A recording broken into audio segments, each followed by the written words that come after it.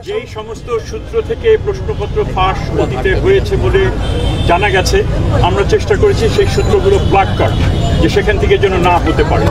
তো আশা করি আমরা সাকসেসফুল হব এবং আজকের আগে আমরা এই ধরনের কোনো ঘটনা ঘটেনি এবং এক্ষেত্রে অবশ্যই একটা টপ প্রায়োরিটি এরিয়া হিসেবে আমরা এটাকে দেখেছি এবং কার্যকর একটা প্রয়োজনীয় ব্যবস্থা আমরা গ্রহণ করেছি।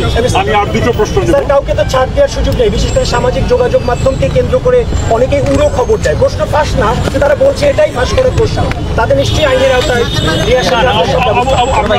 আমরা আশা করব যে তারা বিরত থাকবেন, কারণ দেশের মঙ্গল আমরা যেখানেই থাকি না কেন, যে আমাদের রাজনৈতিক অবস্থান হতে পারে বা আমার পছন্দের যে অবস্থান সেটা আমার থাকতে পারে, আমরা প্লিজ পরীক্ষা এমন একটা বিষয়, এটা অনেক প্রস্তুতির পর নেওয়া হচ্ছে। ছাত্রছাত্রীরা নানান রকমের তাদের মানসিক একটা চাপ এখানে থাকে, প্যারেন্টসের মানসিক চাপ থাকে, শিক্ষক শিক্ষয়িত্রীদেরও মানসিক চাপ থাকে।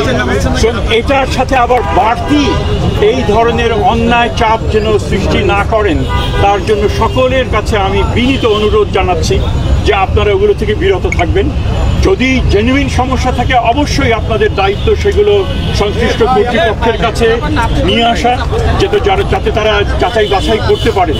কিন্তু আপনি একটা জিনিস পেলেন, সেটা সামাজিক মাধ্যমে ছড়িয়ে দিলেন এবং সেটার দায়িত্ব অবশ্যই আপনাকে নিতে হবে এবং এর মাধ্যমে কিন্তু অনেক ক্ষতি হয়ে যায়।